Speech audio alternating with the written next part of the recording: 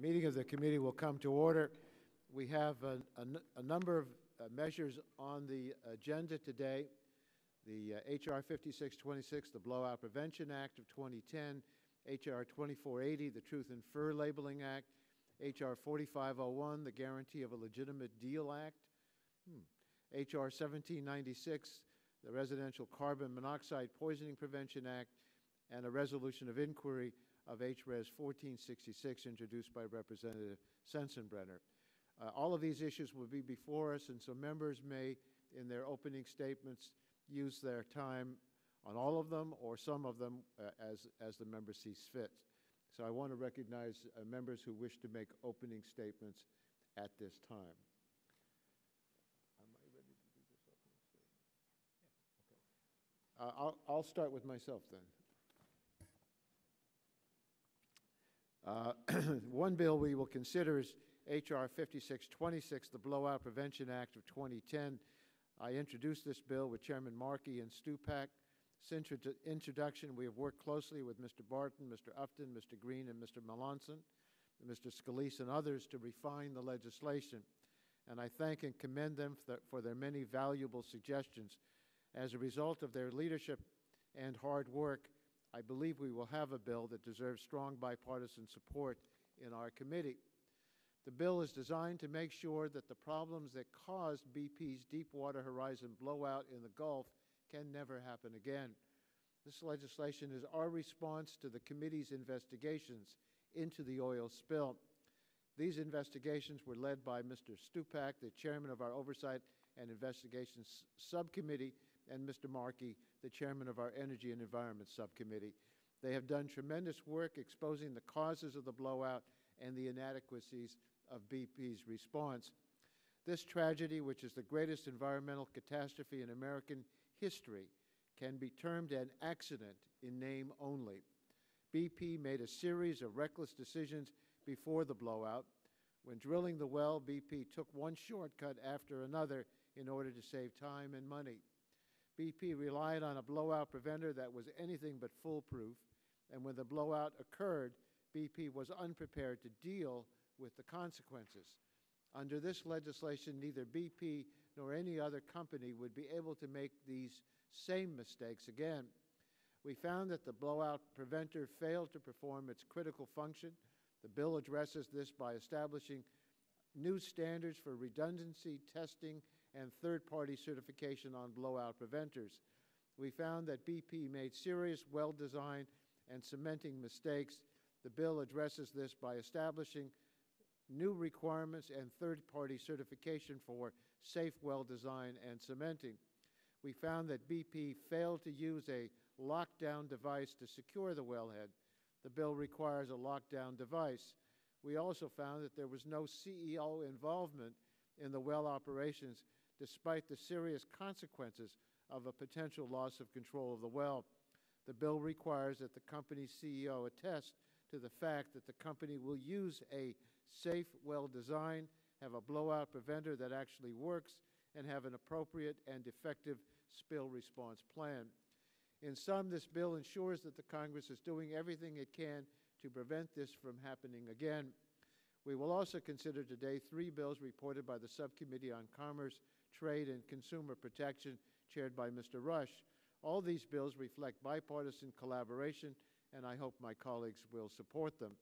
H.R. 4501 is a strong consumer protection bill that will set much-needed standards for transactions in the mail-in precious metals industry, and I commend Representative Wiener for his leadership on this legislation.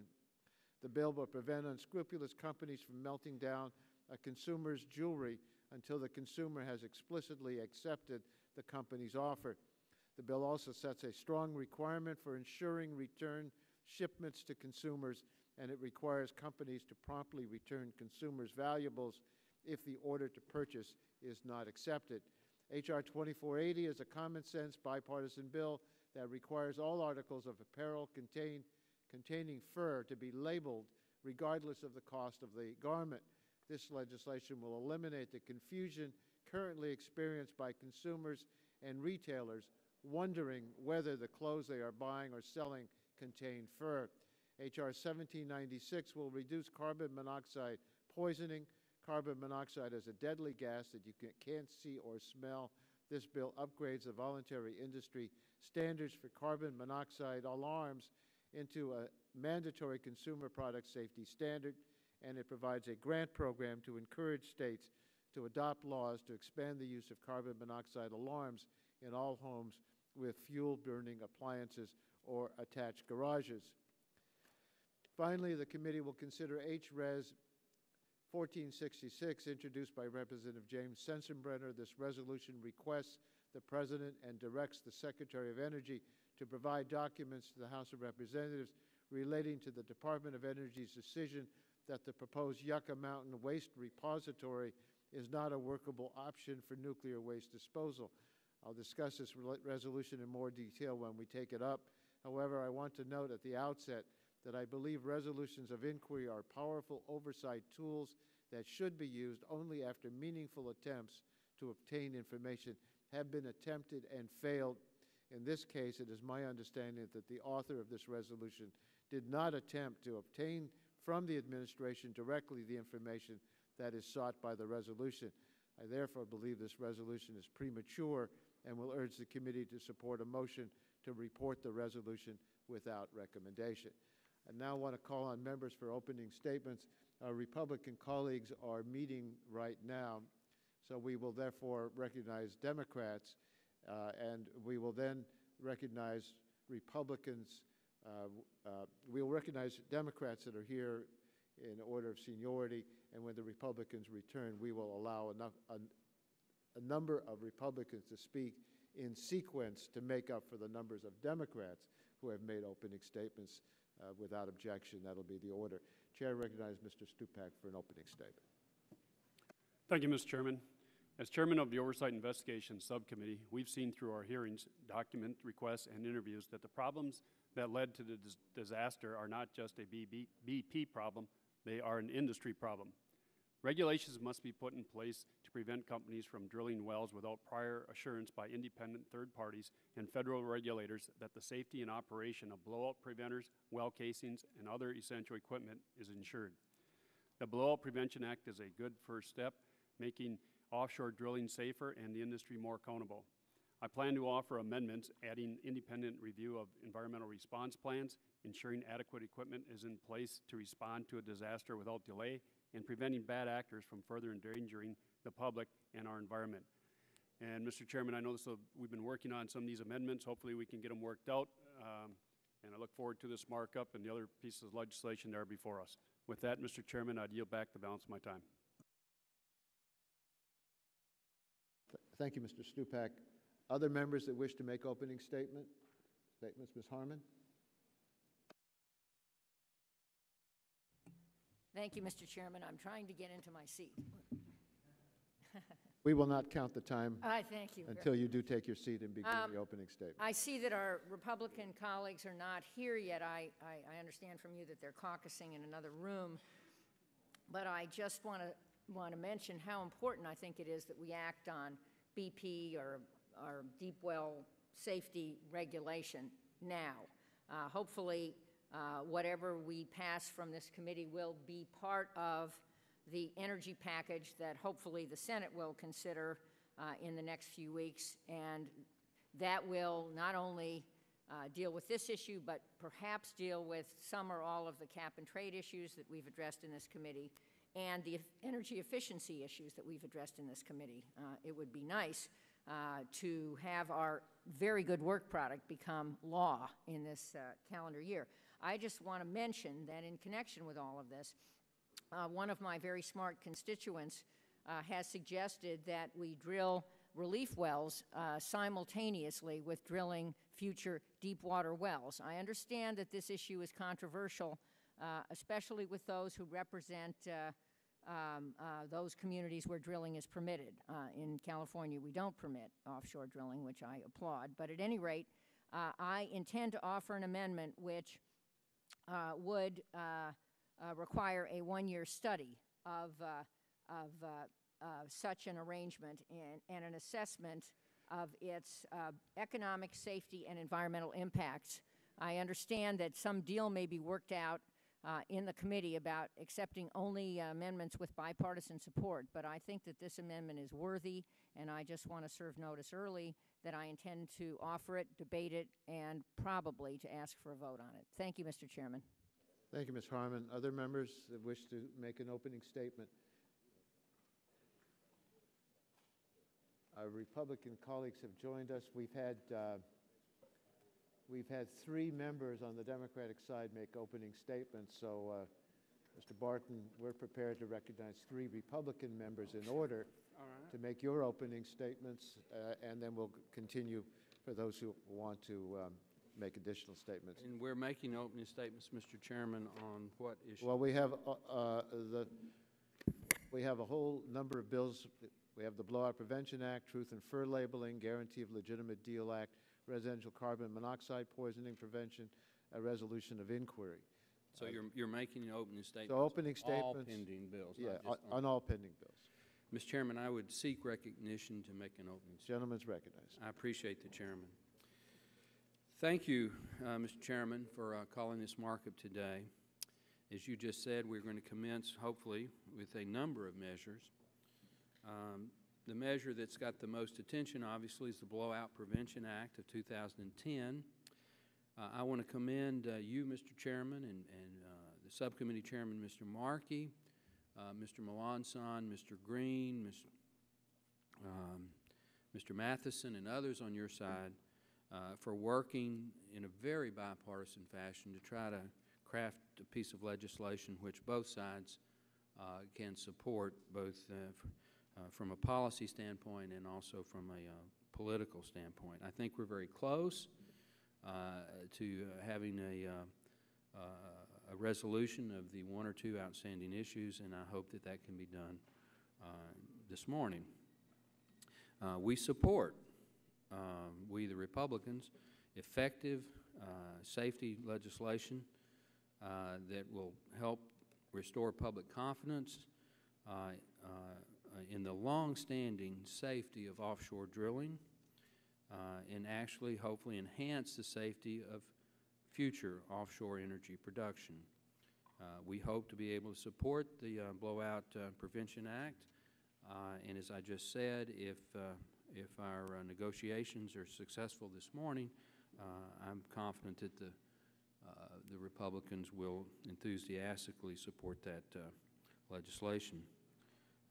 Sound energy policy requires that Congress recognize finding of our own sources of energy here in the continental United States and in the waters that we control. This includes the Gulf of Mexico. It's critical for our energy security. It's critical for our economic growth and for the preservation of tens of thousands, if not hundreds of thousands, of existing U.S. jobs. We know that less American-produced energy means relying more and more on imports from places like the Middle East and Venezuela, which are not always friendly to the United States. We have not yet got a successful resolution of the legislation, but as I've said repeatedly in this opening statement, we're working to do that. Let's go to the other bills that are before us, Mr. Chairman. Thank Chairman Rush for the bipartisan approach that he's exhibited on the bills that are coming out of his subcommittee. H.R. 2480, the Truth in Fur Labeling, is legislation that brings greater transparency to clothing content for consumers without placing an undue burden on industry.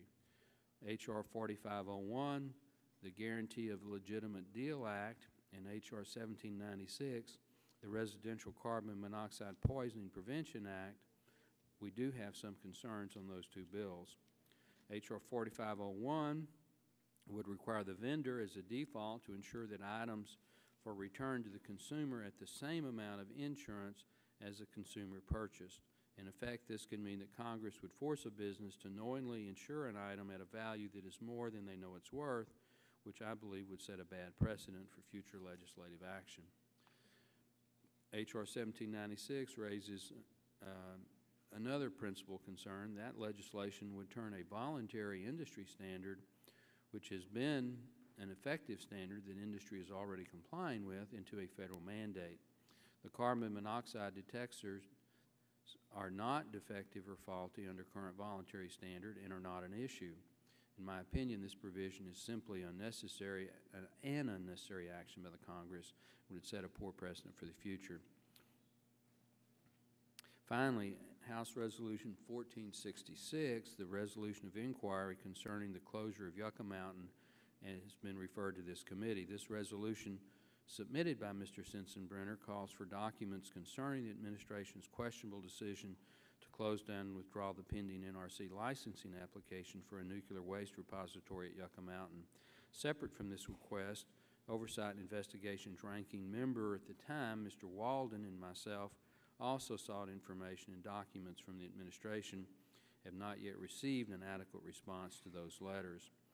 We've asked general oversight questions about the basis for the Yucca Mountain decision and the billions of dollars in stranded costs and investments, the billions of dollars of taxpayer liability, and the impacts of an environmental cleanup on the affected states. This is a fundamental committee oversight action. We need to conduct oversight of this administration's decisions. Because of this, I appreciate the legitimate aims of the resolution, and I will support it. With that, Mr. Chairman, I hope we have a successful markup. I look forward to working with you and others on the pending resolutions on the Blowout Prevention Act. With that, Mr. Chairman, again, thank you for working in a bipartisan fashion to solve these problems, and I yield back the balance of my time. Thank you, Mr. Barton. Mr. Blunt. Thank you, Mr. Chairman, and thank you for holding this markup today. As cleanup efforts in the Gulf of Mexico continue, it's certainly appropriate that we look for effective ways to prevent this type of catastrophe from happening in the future and determine how this disaster could have been prevented. I've introduced legislation that would better prepare us should there be a future incident, doesn't turn over production in the Gulf to the big oil companies, and still holds private companies responsible for the cleanup cost and other damages. I hope my colleagues on this committee and in the Congress will look at H.R. 5356 as it attempts to do those things. When considering our national energy policy, Congress and the administration should work to ensure that we can produce domestic oil and gas in an environmentally sound manner and lessen our dependence on foreign oil. Considering the challenges we're facing along the Gulf Coast today, I believe we can find ways to protect the environment and safely produce American energy. Regarding the Blowout Prevention Act of 2010, I'm pleased to see that improvements are, I hope, likely to be made to the bill since our legislative hearing. I'm still concerned, however, that the scope of the bill and that areas regarding the authority of states to regulate need to be looked at very carefully. I'm hopeful we can address these issues in today's markup. I want to support this bill, as I believe everyone on this committee would like to do. And to that end, Mr. Chairman, I look forward to working with you, with Mr. Barton, as well as Mr. Markey and Mr. Upton, and all of our other colleagues to get this right, to move forward, but to move forward in a way that really does solve problems and continues to allow us to take advantage of our natural resources as we compete around the world. And I yield back. Thank you, Mr. Blunt. Mr. Upton, 5 minutes. Thank you, Mr. Chairman. I want to focus my remarks really just on the Blowout Prevention Act. I want to thank you and Chairman Markey and my good friend Mr. Barton and others for working with our side to make real improvements. You worked with us in good faith over the last couple of weeks to make some needed changes, and it definitely is an improved product from what we saw just a few weeks ago. However, I do feel that we need some more tweaks that will protect jobs, increase safety, and ensure the future of domestic energy production. It was very telling that the Obama administration was not yet prepared to endorse the original legislation as a productive fix to safety concerns, nor were they prepared to offer a definition of which wells to cover with the new regulations. Common sense dictates that a one-size-fits-all approach, like we see in this bill, is not necessarily appropriate for all wells. Risks vary, water depths, well pressure, other complex factors certainly come into account. Not every well is the same. Legislation must take this fact into account so that we're adding real safety, not just a Band-Aid that fails to account for differences between low and high-risk wells. Additionally, by being overly prescriptive, we create a disincentive for companies to develop new and safer technologies.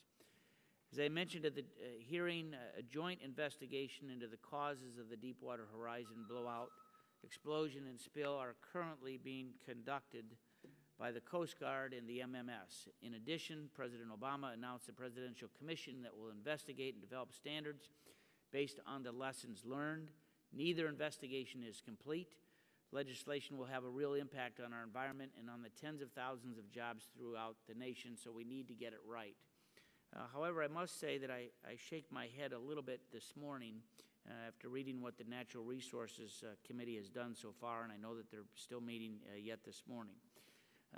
In this committee, we had very good faith negotiation. Not only Mr. Waxman and Mr. Markey, Mr. Barton, and myself, but also we had involved the Gulf state members, which were offered very constructive amendments, and that we are within real reach of an accord that will indeed be bipartisan and perhaps still keep your deadline of noon to get this thing done as we reach progress, particularly on the definition of the covered wells. My fear, however, is that this bill might be married up with the Natural Resources Committee bill in rules. There are a number of very troubling provisions in the Natural Resources Committee that were adopted last night or early this morning. They included uranium mining, they included wind and solar, a whole number of different provisions that may be correct jurisdictionally for them, not for us, and it would be very troubling, I think, if we saw that bill and this bill be married on the House floor. We can get a bill that is bipartisan, that is not a political document, but a bill that will prevent future Gulf disasters for sure. Let's work on that bill versus one that has little chance of becoming law. I yield back. Thank you, Mr. Upton. Having had 3 Democrats and 3 Republicans, we'll now go back to regular order, and the chair would like to recognize the chairman emeritus of the committee for 5 minutes, Mr. Dink. Thank you, Mr. Chairman, for your courtesy. I have no opening statement this morning. Who else on the Democratic side wishes to make an opening statement? Mr. Green. Mr. Chairman, I have no prepared opening statement. I want to thank you and Mr. Barton both for on the legislation today, the Blowout Prevention Act. Appreciate the courtesies of working on it. I tend to agree that we may not be quite there yet, but appreciate this effort. I wasn't going to give an opening statement, but following up my colleague from Michigan, I'm also concerned at what's happening in the Transportation Infrastructure Committee and the Natural Resources Committee, that ultimately if this bill is merged with those, we would have one bill on the floor of the House, no matter how good our bill comes out of our committee. But we're going to have to make that decision later. And I'm going to just place on notice, even if we can work out ours, if the other committees do things that I think is detrimental to our domestic production, there's no commitment on their legislation. And but I'm looking forward to us continuing to work. I think our committee has done a good job, both the ranking member and the chairman of the full committee and the ranking member of the subcommittee and the full subcommittee. And I think we can come out of here with a real good bill, no matter what the other committees do. Maybe they'll learn from us. And I yield back my time. Thank you, Mr. Green. Who is next? Gentleman from Kentucky. Mr. Whitfield. Mr. Chairman, thank you very much. I want to thank you and Chairman Rush for working with our Committee on Commerce, Trade, and Consumer Protection Subcommittee on the Truth and Fair Labeling Act, the Guarantee of a Legitimate Deal Act, and also the Carbon Monoxide Poisoning Prevention Act. I think our subcommittee worked very closely on these bills, and while we may have some minor concerns still about the Carbon Monoxide Poisoning Act, I look forward to the passage of that legislation. As far as the Blowout Prevention Act, I'm not going to really make any comments about it because I think negotiations are still going on, and I yield back the balance of my time. Gentleman yields back the balance of his time. Further requests for opening statements? Mr. Melanson. Thank you, Mr. Chairman. I appreciate the efforts and the work of the staff and everyone involved in trying to make a good bill better. And I think we're getting close, as Mr. Barton indicated. Being a person that believes in states' rights, I'm hopeful that we can resolve the issue of state regulatory issues on the land and get that squared away so that we can send out a good bill to the House that hopefully can go on the unanimous consent calendar and do what's needed along and throughout the United States. Right now, as I speak, I concern myself with the people of Louisiana, and particularly the people on the coastal area. It's difficult to stand and all ankle deep on the beach of Grand Isle and talk about how we still want to have the oil and gas industry because of its importance to our economy, but that's a fact of life, and that's what I'll do. But at the same time, I believe those same people want to make sure that they're protected and the interest that out there in the Gulf of Mexico adhere to some standards so that they could have peace of mind going forward into the future, that their lives, livelihood, and future will be intact. Thank you, and I yield back balance my time. Thank you, Mr. Melanson. I'm going to have Mr. Stupak take over the chair in my absence, and members will be recognized for opening statements should they wish to make one.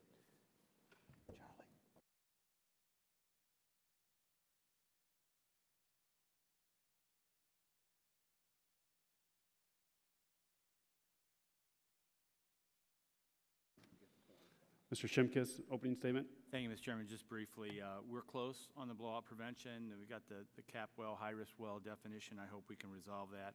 The last thing we want is to increase our reliance on imported crude oil, which we have a risk of doing if we shut down Gulf operations, and that's my concern.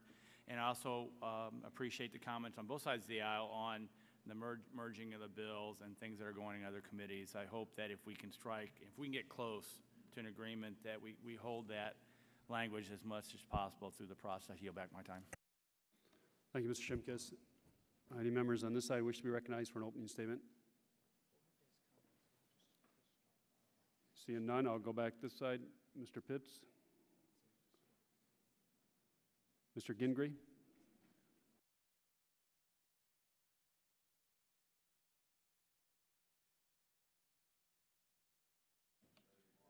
Is your mic on? Not going through.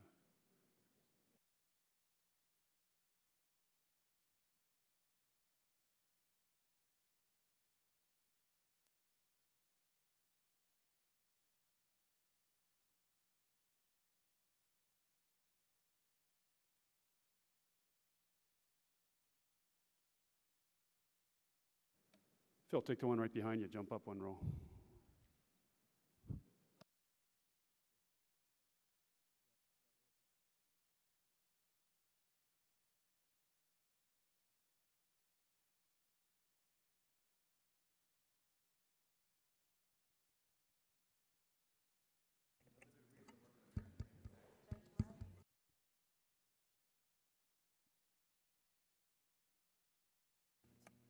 How about that? Yeah, there we go. This feels, but I can see so much better up here. I really like this row. Mr. Chairman, in my very brief time this morning, I'd like to focus on one of the 5 bills being debated, H.R. 1796. That's the Residential Carbon Monoxide Poisoning Prevention Act. Mr. Chairman, at the CTCP subcommittee hearing on this legislation, I shared with my colleagues the story from my childhood in which 3 servicemen on Liberty from Fort Gordon in Augusta passed away from carbon monoxide poisoning at the motel that was operated by my parents on the Georgia-South Carolina state line.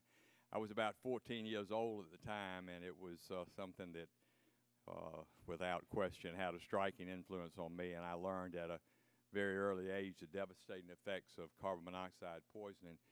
I commend Mr. Matheson, of course, for bringing forward this bill. Mr. Chairman, H.R. 1796 would help curtail the 400 to 500 actually annual deaths from carbon monoxide by requiring CPSC, Consumer Product Safety Commission, to make the existing voluntary standards on carbon monoxide detectors mandatory. That's why I'll be supporting this legislation today, and I ask all my colleagues to do the same. I look forward to a spirited debate on all 5 bills and hope we can work out our differences on the Blowout Prevention Act, and I look forward to that. Now I yield back the balance of my time, Mr. Chairman. Thank you. Thank you, Mr. Gingrich. Any other members wish to be recognized for an opening statement? Mr. Burgess. Thank you, Mr. Chairman. I'll just ask the permission to have my opening statement inserted into the record. Without objection. Any other members wish to be recognized? If not, I propose we move to some of the consumer protection legislation. I would now call up H.R. 2480, the Truth and Fur Labeling Act.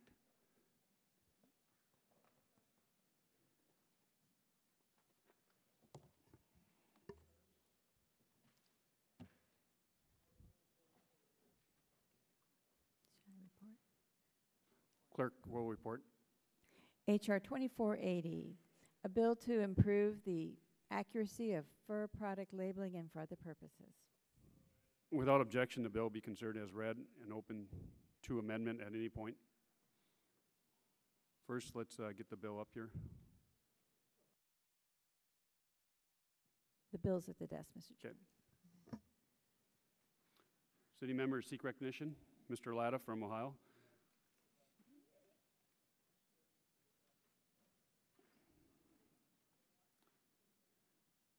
You might have to come up.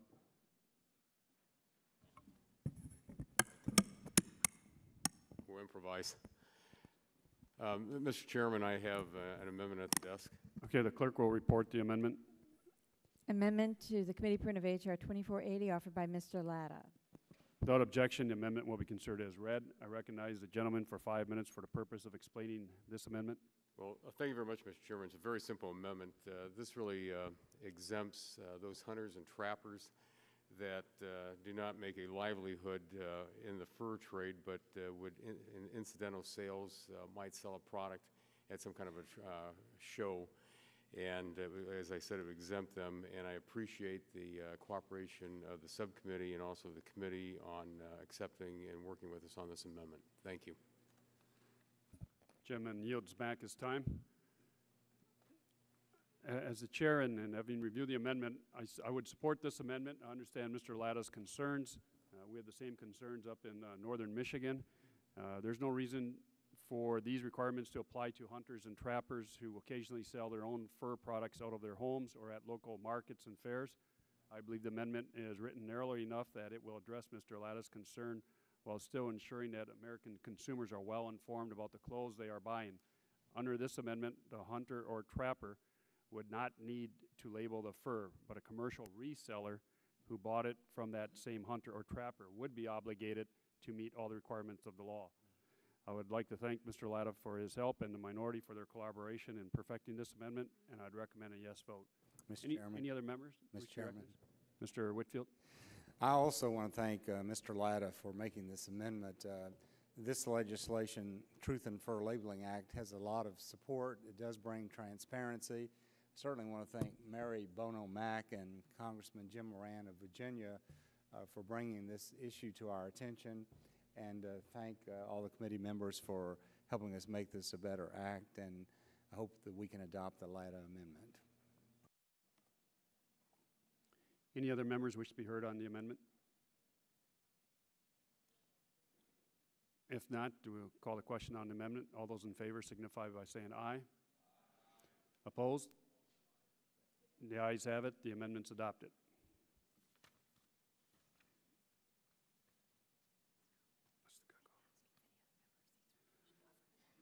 Does any other member seek recognition to offer an amendment? Okay, seeing none, I would now move that the bill that we are considered H.R. 2480, I move the to order reported H.R. 2480 as amendment with the recommendation that the bill do pass. We have a vote on the motion. All those in favor signify by saying aye. Opposed? So the bill H.R. 2480 is passed. and be recommended for consideration on the floor. Next, let's move the consideration, if we can, of H.R. 4501, the Guarantee of the Legitimate Deal Act. I would now call up H.R. 4501, the Guarantee of a Legitimate Deal Act. H.R. 4501, a bill to require certain return policies from businesses that purchase precious metals from consumers. Without objection, the bill will be considered as read and open to amendment at any point. Does any member wish to offer an amendment on this legislation? Okay, I now move to order reported H.R. 4501 as amended with the recommendation that the bill do pass. Before we have a vote on that motion, Mr. Wiener, did you have anything to add on this legislation? This is your legislation, I believe. Mr. Chairman, in the interest of our tight schedule today, I just thank you for consideration and move that we pass it. Okay, no other members wish to be heard. Then we'd move to order reported H.R. 4501 amended with the recommendation the bill does pass. All those in favor signify by saying yes. Opposed? Motion carries. The bill is reported. Next, we'll consider H.R. 1796, the Residential Carbon Monoxide Poisoning Prevention Act. I now call up H.R. 1796. The committee will consider as base text the bill as amended by the Subcommittee on Commerce, Trade, and Consumer Protection. The clerk will report the title. H.R. 1796. This act may be cited as the Carbon Monoxide Poisoning Prevention Act. Without objection, the bill will be considered as read and open to amendment at any time.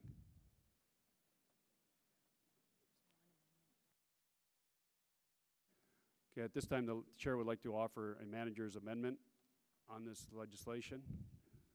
Clerk would hand out the bill.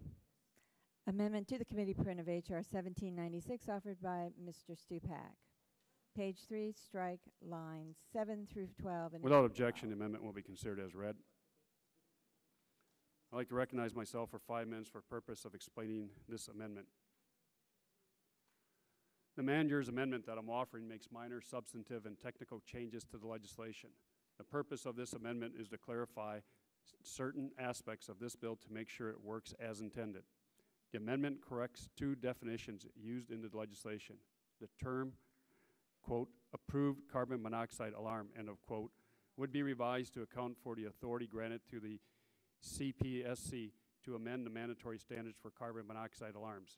The term carbon monoxide alarm would be revised to reflect how the alarms work to warn users of potentially dangerous carbon monoxide levels.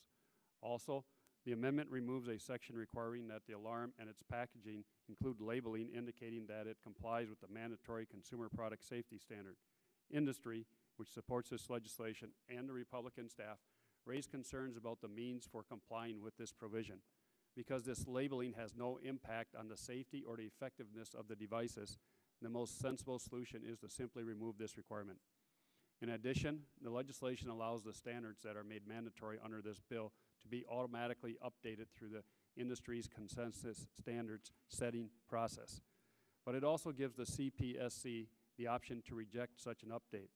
So as long as the CPSC publishes the basis for this determination in the Federal Register within 30 days of being notified of such an update, the amendment extends the time frame that the CPSC has to accept or reject revisions to the standards from 30 days to 60 days. 60 days is a more realistic time frame for the CPSC to develop and publish its determination. Finally, the amendment deletes an unnecessary reference to the American National Standards Institute. That could create some ambiguity about who has responsibility for maintaining the industry standards for these devices. I thank Mr. Matheson for introducing the legislation and for his willingness to work with our Republican colleagues to develop a bill that hopefully everyone here can support. I'd urge my colleagues to support the manager's amendment and support passage of the act. Any other member wish to be heard? Mr. Whitfield? Thank you, Mr. Chairman. I want to thank Mr. Matheson and also Mr. Gingrey for working on this legislation in our subcommittee on Commerce, Trade, and Consumer Protection. We support the manager's amendment and the underlying bill. Does any other member seek recognition to speak on the amendment? Hearing none, the question is now then on the manager's amendment. All those in favor say aye. Those opposed say no. In the opinion of the chair, the ayes have it, and the amendment is agreed to. Are there any other amendments to this proposed legislation? Seeing no other amendments, I now move to order reported H.R. 1796 amended with the recommendation that the bill do pass. All those in favor signify by saying aye. Opposed?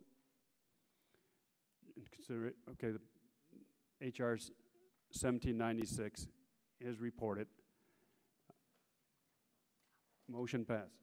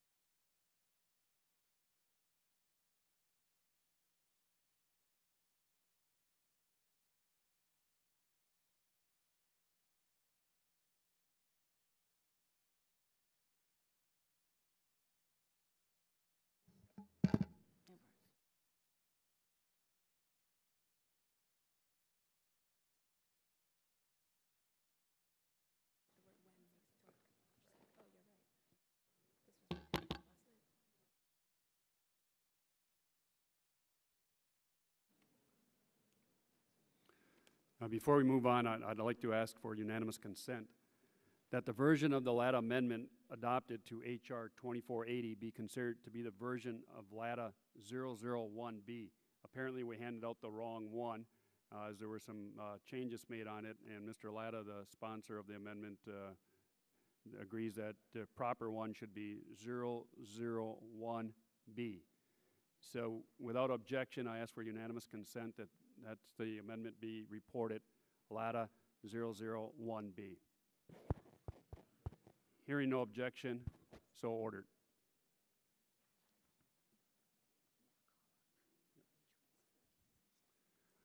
Now I'd like to call up H.Res. 1466, a resolution of inquiry. The clerk will report the title. H.Res. 1466, Resolution of inquiry requesting the President and directing the Secretary of Energy to provide certain documents to the House of Representatives relating to the Department of Energy application to foreclose use of Yucca Mountain as a high-level nuclear waste repository. Without objection, the first reading of the resolution will be dispensed with. I now recognize myself to speak on H Resolution 1466, Resolution of Inquiry. H Res 1466 is a resolution of inquiry introduced by Representative Sensenbrenner. This resolution requests the President and directs the Secretary of Energy to provide documents to the House of Representatives relating to the Department of Energy's decision that the proposed Yucca Mountain waste repository is not a workable option for nuclear waste disposal. Last May, in its fiscal year 2010 budget request, DOE announced the administration's intent to terminate the Yucca Mountain repository. After evaluating options for bringing the project to an orderly close, DOE filed a motion with the Nuclear Regulatory Commission on March 2010 to withdraw its applications for a license for Yucca Mountain, which had been pending before the Commission. The administration has made it clear that it remains committed to ensuring that the federal government fulfills its long-term disposal obligations for nuclear waste. Secretary Chu has established a Blue Ribbon Commission to provide recommendations for developing a safe, long-term solution to managing the nation's used nuclear fuel and nuclear waste. H Resolution 1466 requests a broad set of documents related to the Yucca Mountain decisions. Specifically, it requests all documents related to any of the following: the motion to withdraw the licensing application, elimination of future funding for Yucca Mountain, reprogramming of FY 2010 funds to bring the project to an orderly close, discontinuation of monitoring and data collection at the site, and efforts to preserve documents supporting the license application. Many of these documents relate to ongoing administrative proceedings and litigation in federal court. I'm concerned about how this resolution has been pursued. A resolution of inquiry is a powerful oversight tool that should be employed only if all other efforts to obtain information from the executive branch has failed. In this case, however, my staff has been told that the resolution sponsor introduced the resolution before even requesting these documents from the administration. The sponsor also has not contacted this committee to request assistance on these matters. Rigorous congressional oversight is one of Congress's most important duties. The resolution, however, does not represent responsible oversight. I will therefore propose that the committee report this resolution without recommendation. Do any other members wish to be recognized on this resolution? Mr. Whitfield. Mr. Chairman, I rise to strongly support the Sensenbrenner request. I think the administration should allow us to look at the documents surrounding this important issue. We have 109 nuclear power plants around the country in 39 separate states. And at each one of those locations, we have this material being stored that does create environmental security and economic challenges for our whole country. And I don't think there's any question, but we need a centralized location to control this material. And I think President Obama, working with Senator Harry Reid, made the wrong decision on this issue. We've already spent $13 billion on Yucca Mountain. We anticipate that if we conclude, if the President is successful in terminating this, it's going to cost another $20 to $97 billion as determined by GAO. But more important than that, because the government had entered into contracts with these utility companies that the government would take responsibility for the material and did not do so because of what's happening to Yucca Mountain, lawsuits have now been filed by the utility companies. They've already obtained judgments against the federal government in the amount of $10 billion, and it's estimated that that liability is going to go up to $56 billion because the federal government cannot meet its contractual obligations to the utility companies.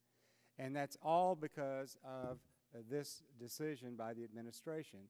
So for the American people, for members of Congress, all of us who are interested in this important issue, I think these documents should be made available to us.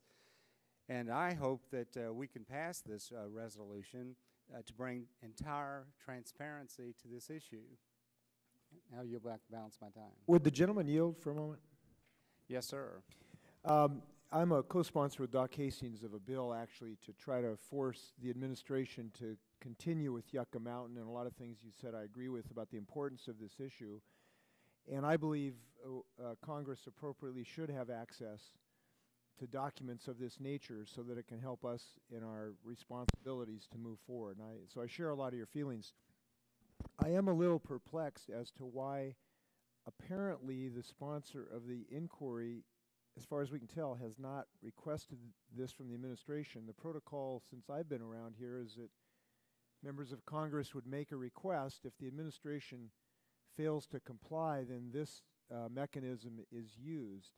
And I'm not sure why that didn't happen here. Can you lend any light on that? I haven't talked to Mr. Sensenbrenner about it, but just wonder if there's any reason we haven't gone through that sort of normally accepted pattern.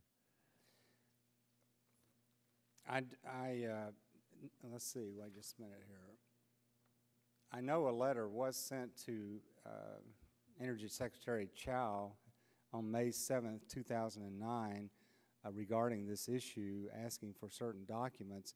I can't answer specifically whether or not Mr. Sensenbrenner has requested it, but this letter was sent by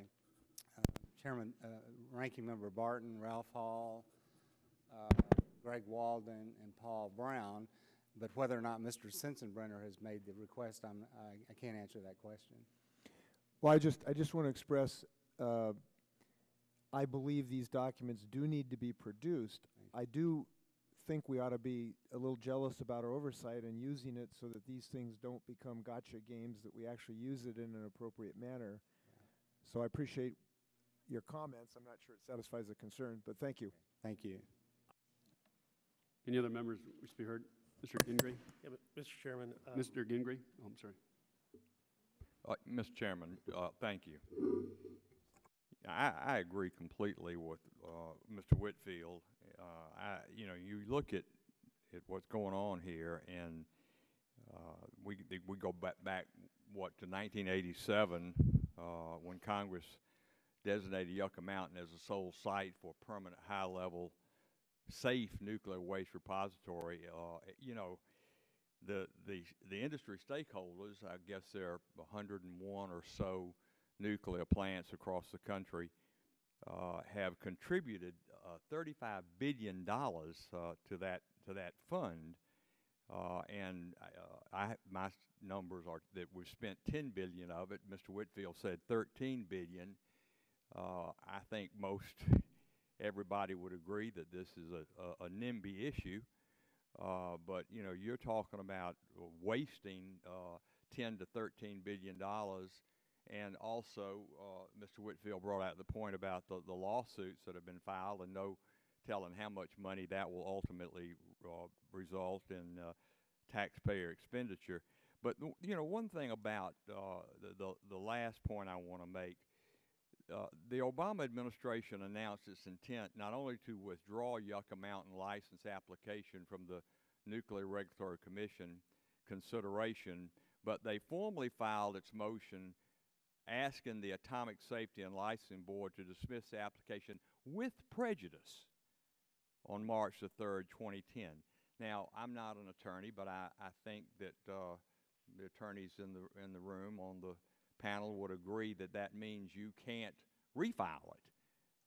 What's the purpose of that? Why not without prejudice as we do this study and look at it? And again, we're spending $13 billion, and you're just going to cover it up and never even consider coming back and reapplying. I just think that's a boneheaded way to approach this, and so I'm all in favor of this resolution, Mr. Chairman, and I hope it'll go forward.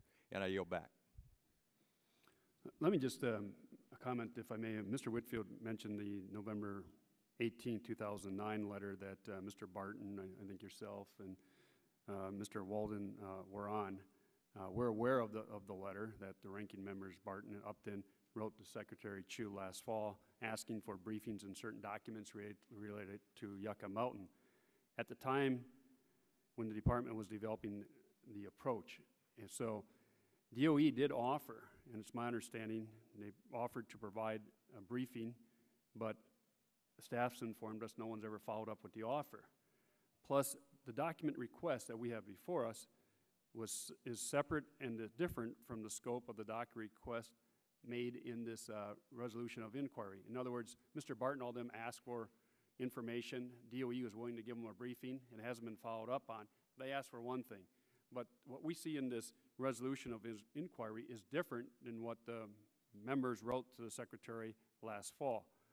And moreover, there's no indication that the members have exhausted the usual approaches to obtain documents. And why are we here asking for a resolution of inquiry at this time? I mean, our committee has jurisdiction.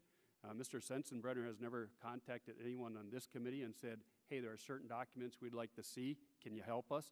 A resolution of inquiry should be the last resort, not the first resort. So as I said, the merits of the case, we may agree on some of the arguments that my colleagues on the Republican side have made, but you just don't simply file a resolution of inquiry and expect the Committee of Jurisdiction, without ever working with us, to suddenly grant you this resolution of inquiry. I think there's a proper procedure to follow, whether it's briefings, whether it's further document requests, specificity of that request to the White House. We're willing to assist there, but this resolution of inquiry should be the last thing we do, not the first thing we do. With that, Mr. Burgess, you wish to be recognized? Yes, Mr. Chairman, thank you. And this is not the first inquiry. Certainly, my predecessor as a ranking member on the Committee of Oversight Subcommittee of Oversight and Investigations, Mr. Walden and Mr. Barton, have sent numerous letters to Dr. Chu at the Department of Energy. It has been no document production has occurred as a result of requests from our subcommittee, and I understand that staff has had a difficult time even getting staff briefings from the Department of Energy, and now we get the unilateral decision by the White House that they are going to suspend this activity, which to me raises the bar and raises the level of anxiety over this to the level of a resolution of inquiry, and I think this committee should support it because the oversight should be within the jurisdiction of our committee and our subcommittee. We have not been, our questions have not been answered by Dr. Chu and the Department of Energy, and I think those are legitimate questions that need to be answered. Now, I understand the arithmetic. I've submitted a resolution of inquiry before this committee myself in the past, so I understand how things work, and I understand that the majority is likely to defeat it. But let me ask you, Mr. Chairman, as the chairman of the Oversight and Investigation Subcommittee, work with me as the ranking member. Let us pursue this activity that has been pursued by previous ranking members on the subcommittee and been pursued by the staff. We run into a brick wall down at the Department of Energy, and that really is intolerable. And this administration has a history of opacity and lack of transparency, and we really ought to assert our oversight authority. We got a big health care bill over at HHS. We can't get any information out of the secretary. We can't get any information out of the new administrator at CMS.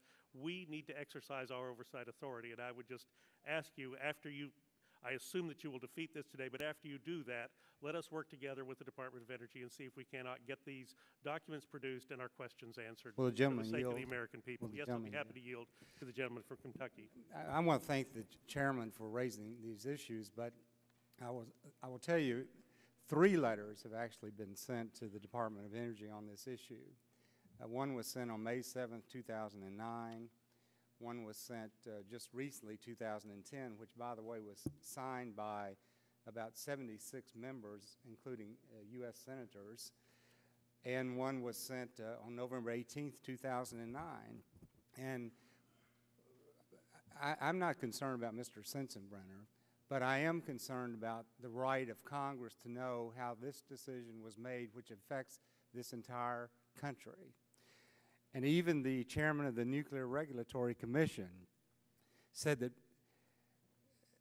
it looks like that the decision was not based on factual findings, and it's unfortunate that it was handled in this way.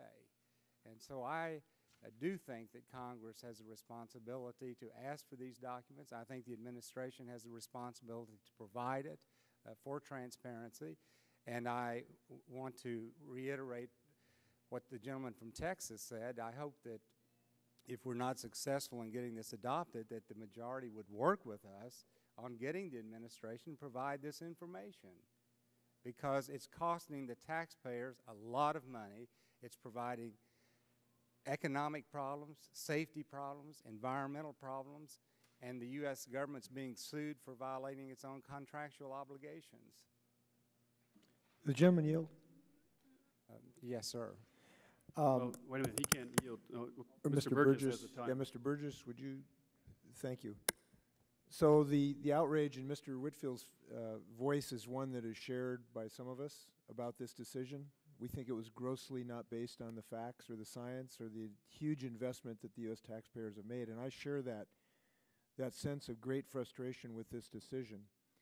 I guess to Mr. Burgess's request of what we do here, I would just suggest a little counter proposal. Why don't a letter be drafted with exactly the same language to the administration? We get their response, and if they don't respond, then we take a look at this.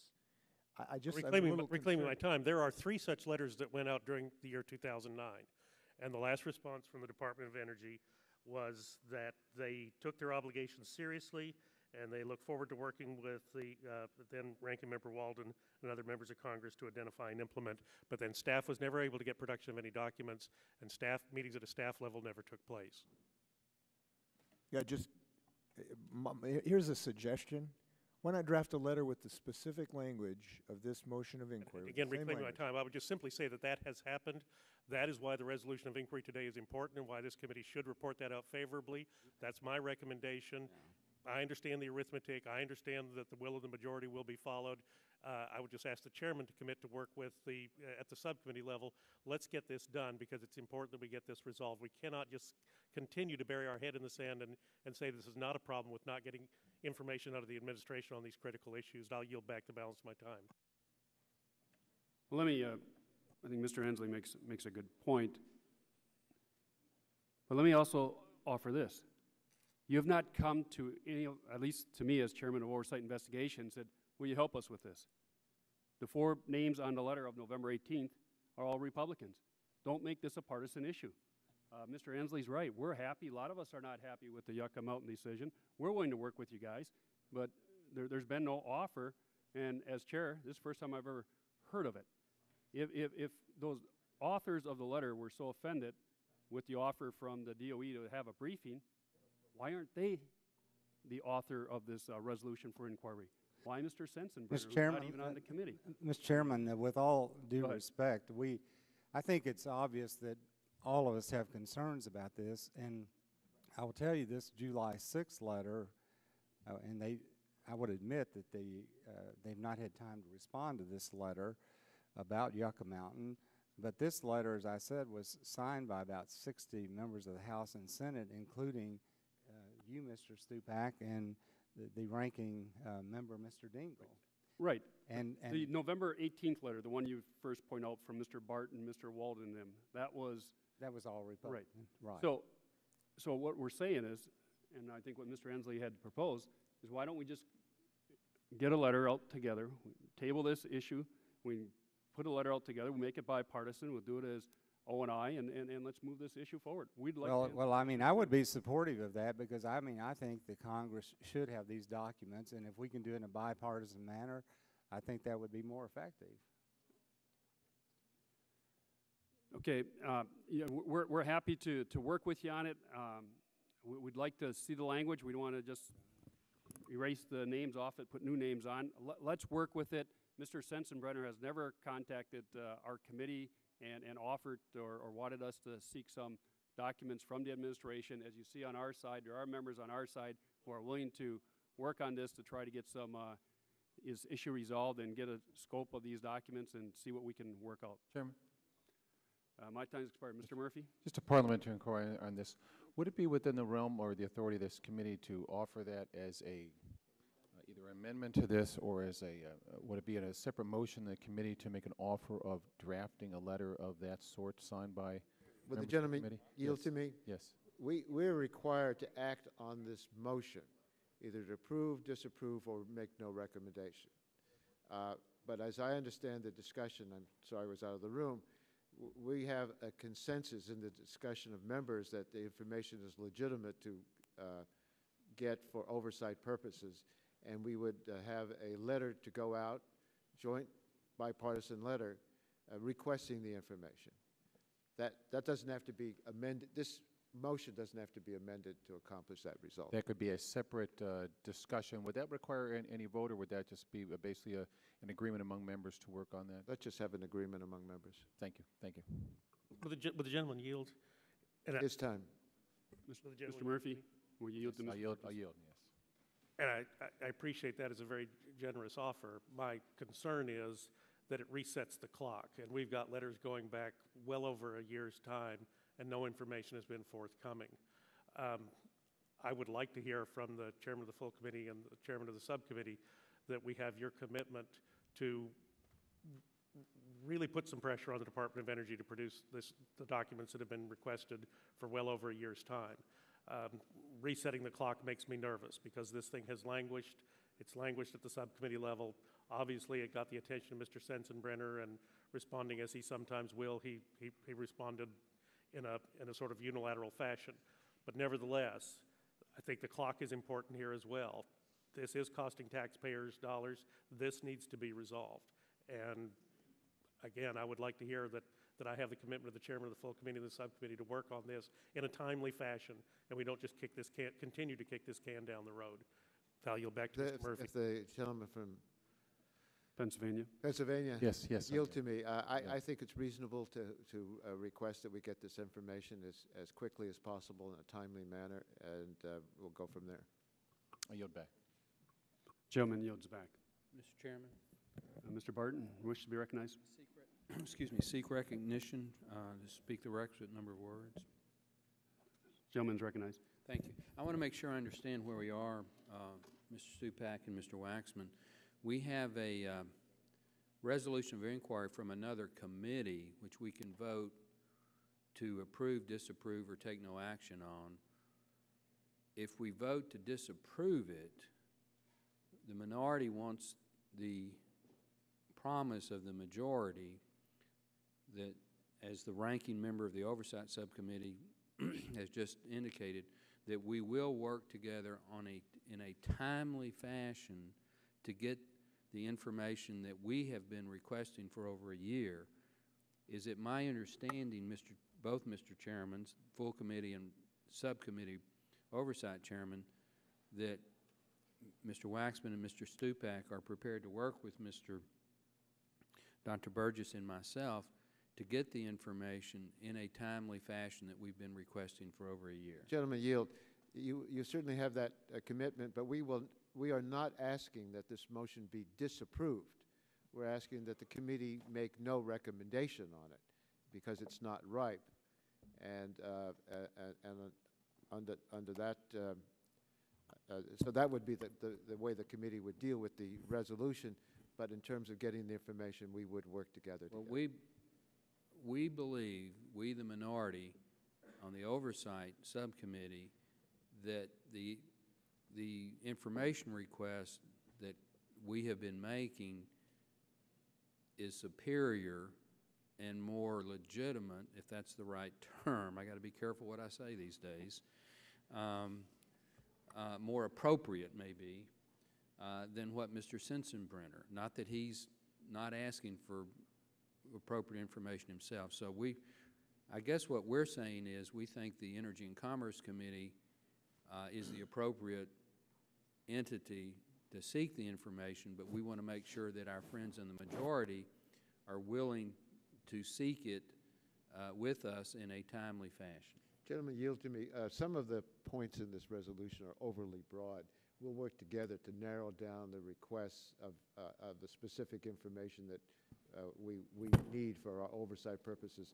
But in terms of the goal of working together to get the information that's legitimate for us to have for oversight and to make it very clear what we expect, I would like to work with you and the chairman of the subcommittee and the ranking member of the subcommittee to accomplish that goal. For example, the Department of Energy suggested a briefing to you when you had made your request.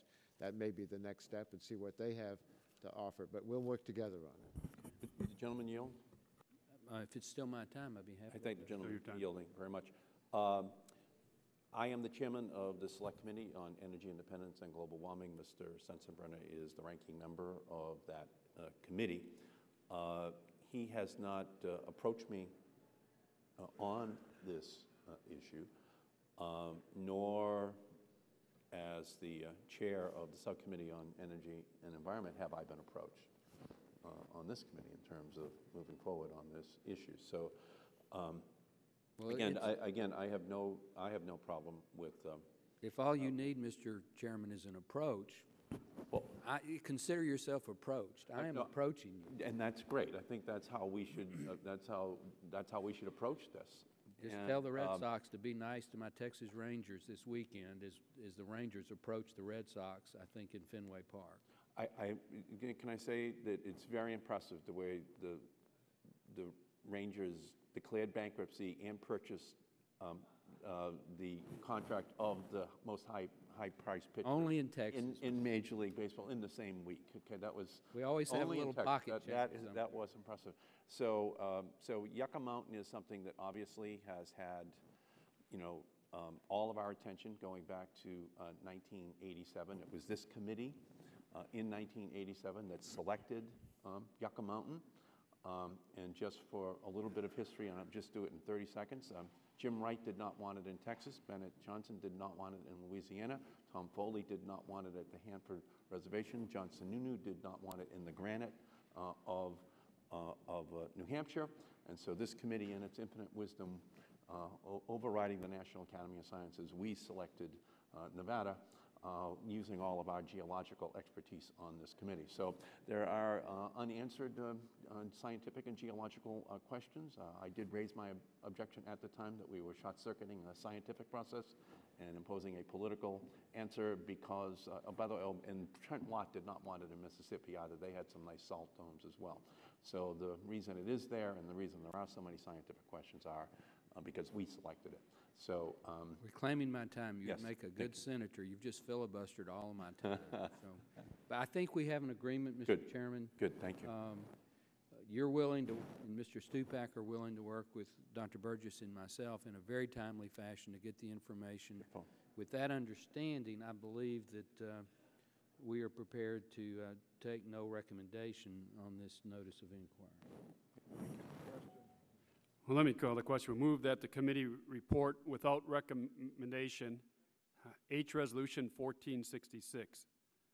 So the question is on the motion to report House Resolution 1466 without recommendation. All those in favor will signify by saying aye. Aye.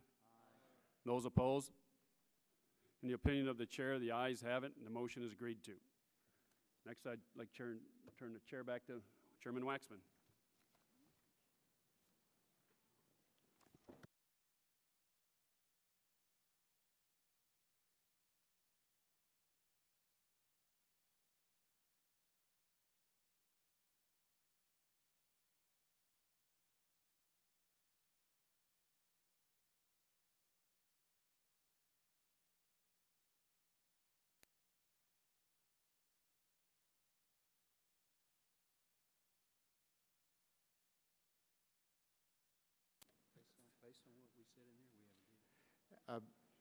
We feel very confident that we will have an agreement on the oil spill legislation that the staffs are now drafting, and we're, as I understand it, awaiting votes on the House floor in around 15 minutes. So it seems to me to make sense that we recess until after the votes on the House floor, and we would appreciate members returning as quickly as possible after that so we can consider the legislation. So we will stand in recess until after the last... Make a statement, Mr. Chairman. Yes, Before we adjourn, I want to reiterate what you just said. I think we do have an agreement. We've negotiated in good faith, both at the member level and the staff level. The issue before us this morning is a jurisdictional issue of state regulation versus federal regulation, and when the federal regulation would preempt the states, and the agreement that our staffs are drafting would require the concurrence of the state and the federal government for onshore wells. If there is no concurrence, the federal government would make a finding that there was no concurrence, and the state would have an expedited right to go immediately to district court to challenge the federal government's decision of non-concurrence. I think that's fair. It preserves the rights of the states, requires the state and federal government to work together, and focuses the problem that we all want to address, which is potential environmental and human safety accidents in the deep Gulf of Mexico, which is clearly a federal jurisdictional issue. So I think it's a good compromise, and I hope that we'll be able to support it very quickly. Thank you, Mr. Barton. So we will now recess until after the last vote on the House floor. Please come back promptly so we can consider that legislation.